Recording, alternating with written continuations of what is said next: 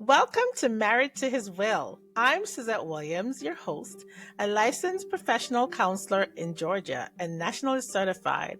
Whether this is your first time or you've been with me for a while, I'm truly grateful you're here. This podcast is a space for inspiration, healing, and truth, where faith meets real life. I love weaving in clinical insights along with personal stories to encourage and uplift you on your journey with God. If you're new, be sure to check out Season 1, Episode 1, where I share my testimony. It's a powerful reminder that God doesn't just want to save you from hell, He wants to see you thrive in Him. Since walking through my divorce, I've discovered a deeper understanding of who I am and who I'm becoming in Christ. And yes, to my future husband, if you're listening, may you find me right where God has positioned me, in His presence. I'm so excited for what's ahead, and I'm thankful for every listener who's joined me on this journey, and for those who are just getting started. Don't forget to like, subscribe, and share if this blesses you, and check out the description for updates or extra info. Let's dive into today's episode. I pray it blesses you. Hello, hello, hello, my friends. Welcome back to Married to His Will, the podcast where faith meets real life healing. I'm your host, Suzette Williams, a licensed professional counselor, a woman who knows firsthand that healing is a journey, not a quick fix. Today, I want to talk about something that still carries a little bit of stigma in our community. I seek counseling. But before that, let me just catch you up a little bit. Let me catch you up to speed with my life and dive right into this topic. All right. I am in my waiting season. I've been talking about that a while. And how do I know I am in my waiting season is because I feel like God has been talking to me a lot lately, downloading much to me, and I have this strong will to to do as he says. I've been talking to a friend again because this friend I had taken a break from.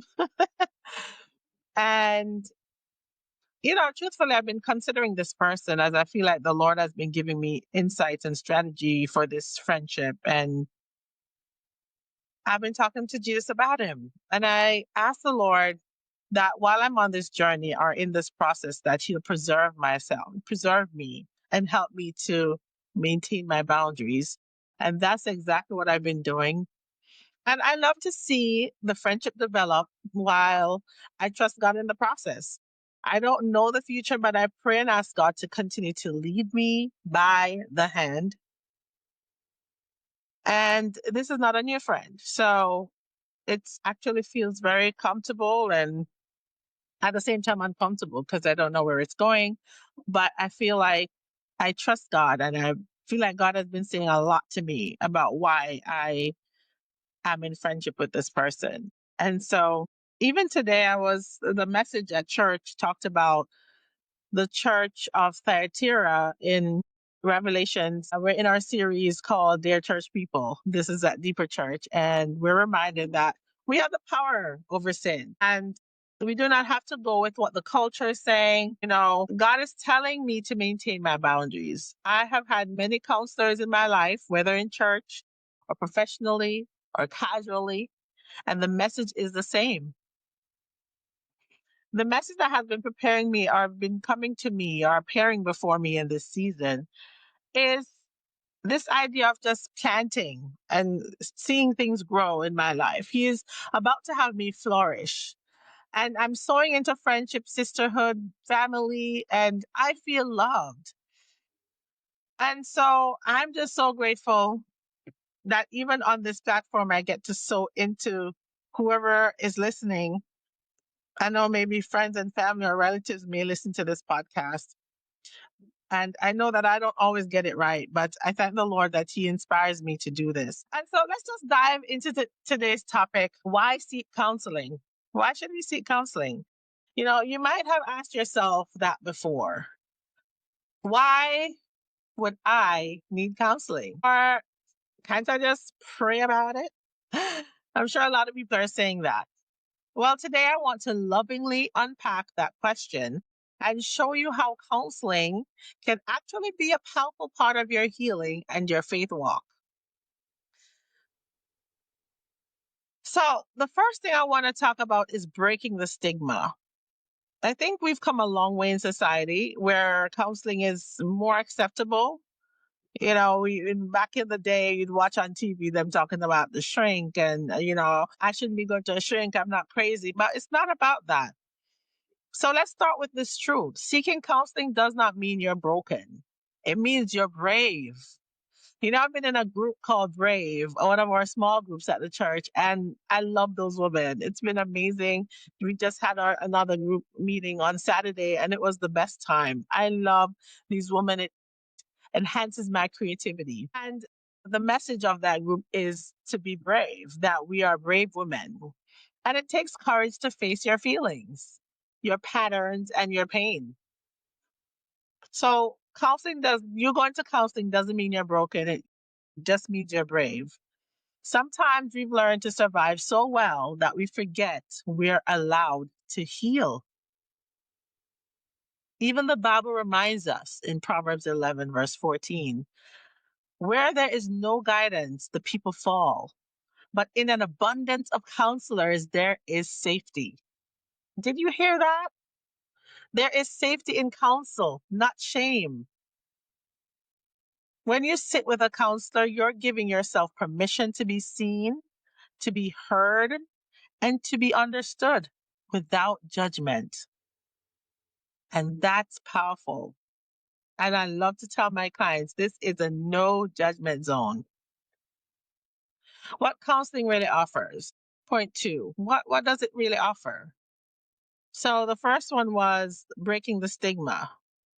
And the second one is, what does it really offer? It's more than just talking, it's transforming. Counseling helps you. It helps you to heal from trauma or heartbreak, manage anxiety, depression, or burnout. And that's a real thing, guys. It helps you to rebuild your confidence after a divorce. I know I had to go through that. Building your confidence, not just after divorce, but after a major life change. I had to do that.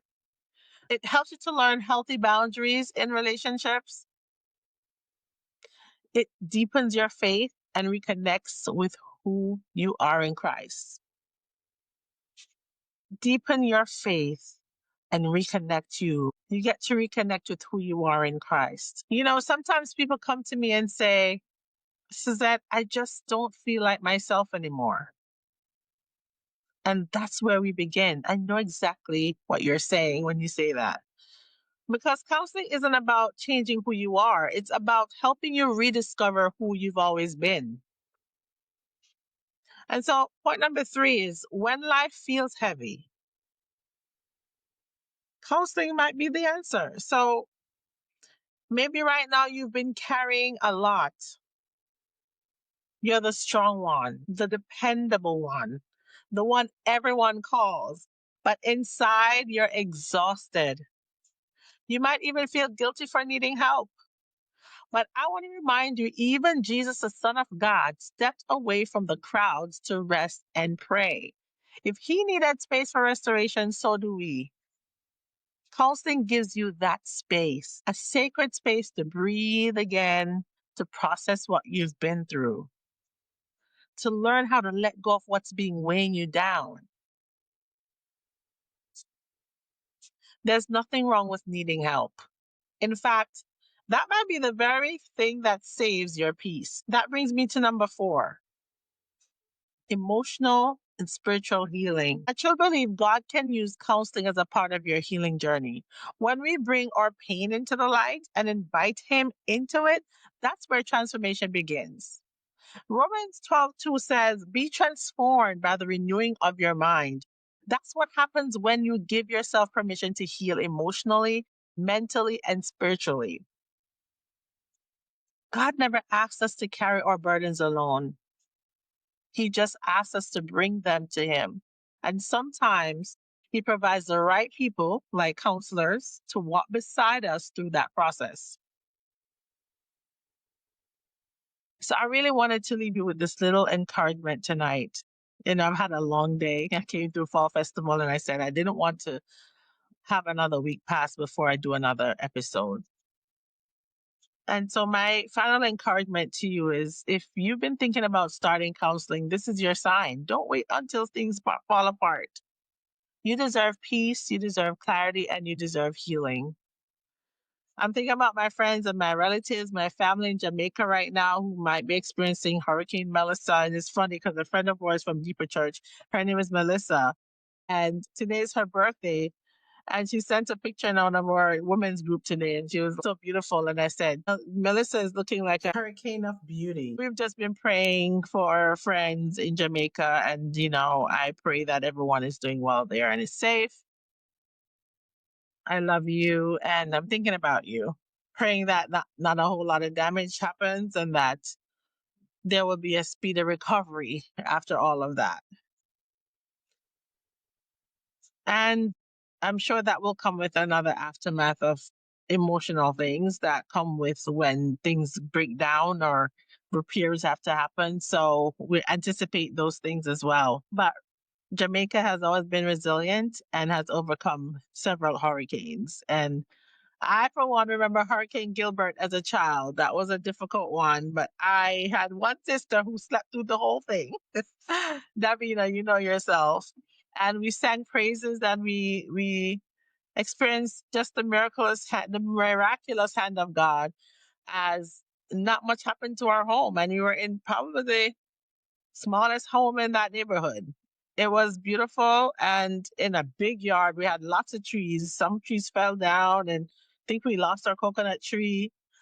Yeah, it was a major event in 1988, I believe, when we had Hurricane Gilbert. But I pray that Hurricane Melissa will not be that category 5. I'm not sure what it is now because I haven't been watching the news. Forgive me, but I am praying for you. That's the main point. Okay, and so back to why counseling, why seek counseling. I just want to remind you that you can seek help. If today's episode encouraged you, share it with a friend, a sister, or a brother who's been struggling silently. Remind them that seeking help doesn't mean you've failed, it means you've chosen to heal. So thank you so much for joining me today. Until next time, stay grounded, stay faithful, and stay married to His will. God bless you. And that brings us to the end of today's episode of Married to His Will. Whether you're in a season of clarity or confusion, joy or surrender, I want to remind you choosing to align with His will isn't always easy, but it's always worth it. Every step of obedience, every moment of trust is shaping you for something greater than you can imagine. Thank you for letting me be a part of your journey today. If this episode spoke to your heart, take a moment to share it with someone who might need the reminder they're not walking alone. Until next time, keep leaning in, keep showing up, and keep saying yes to the journey, even when it doesn't make sense. Because when you're married to His will, you're anchored in something eternal. Stay faithful, stay expectant, and I'll see you next time.